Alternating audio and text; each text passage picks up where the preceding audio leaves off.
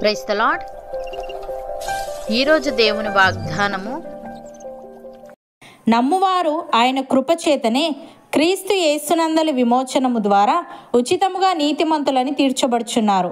రోమీలకు రాసిన పత్రిక 3వ అధ్యాయము 24వ వచనము. సహోదరి సహోదరులారా, ఈ వచనం క్రైస్తవ విశ్వాసం యొక్క ప్రధాన సిద్ధాంతాన్ని తెలియజేస్తుంది.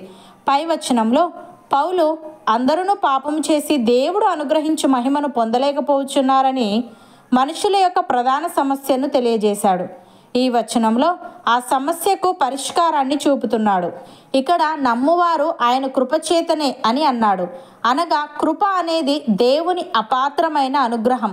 మరియు మనం పాపభరితంగా ఉన్నప్పటికీ దేవుని కృప ద్వారానే మనం క్షమించబడి ఆయనతో నీతిమంతులుగా చేయబడతామని, ఇది మన రక్షణ మనం సంపాదించగలిగేది కాదని, అది దేవుని నుండి వచ్చిన బహుమతి అని తెలియజేస్తుంది. మనం క్రీస్తు యేసునందలి విమోచనము ద్వారా ఉచితముగా నీతిమంతులని తీర్చబడుచున్నామని పౌలు చెప్పాడు.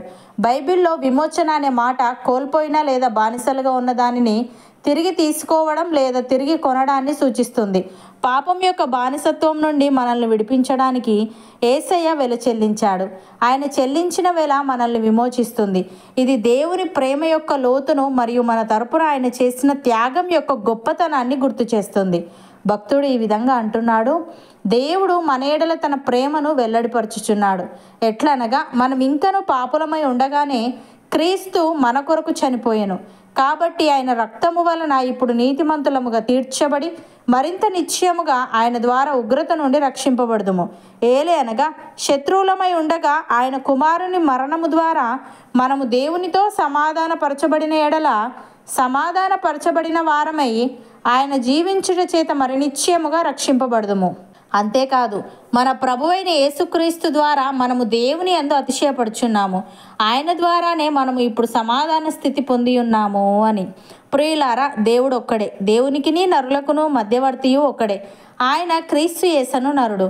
ఈయన అందరి కొరకు విమోచన క్రయధనముగా తన్ను తానే సమర్పించుకొనెను. దీనిని గూర్చిన సాక్ష్యము యుక్త కాలంలో యందు ఇయ్యబడును. అపోస్తలుడైన పౌలు రోమీలకు వ్రాస్తూ ఈ విధంగా అంటున్నాడు: మన తండ్రి అయిన దేవుని నుండి ప్రభువైన యేసుక్రీస్తు నుండి కృపా సమాధానములు మీకు కలుగునుగాక.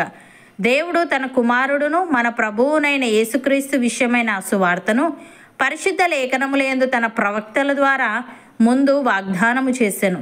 యేసుక్రీస్తు శరీరమును బట్టి దావీదు సంతానముగాను, మృతులలో నుండి పునరుత్థానుడైనందున పరిశుద్ధమైన ఆత్మను బట్టి దేవుని కుమారుడుగాను ప్రభావముతో నిరూపింపబడెను. ఈయన నామము నిమిత్తము సమస్త జనులు విశ్వాసమునకు విధేయులగునట్లు ఈయన ద్వారా మేము కృపను అపోస్తలత్వమును పొందితిమి. మీరును వారిలో ఉన్నవారై యేసుక్రీస్తు వారుగా ఉండుటకు పిలువబడి ఉన్నారు. మీ విశ్వాసము సర్వలోకమున ప్రచురము చేయబడుచుండుటను బట్టి మొదట మీ అందరి నిమిత్తము యేసుక్రీస్తు ద్వారా నా దేవునికి కృతజ్ఞతాస్తుతులు చెల్లించుచున్నాను అని. సహోదరి సహోదరులారా, పక్షపాతము లేకుండా క్రియలను బట్టి ప్రతి వానికి తీర్పు తీర్చువాడు తండ్రి అని మీరు ఆయనకు ప్రార్థన చేయుచున్నారు గనుక మీరు పరదేశులై ఉన్నంత కాలము భయముతో గడుపుడి.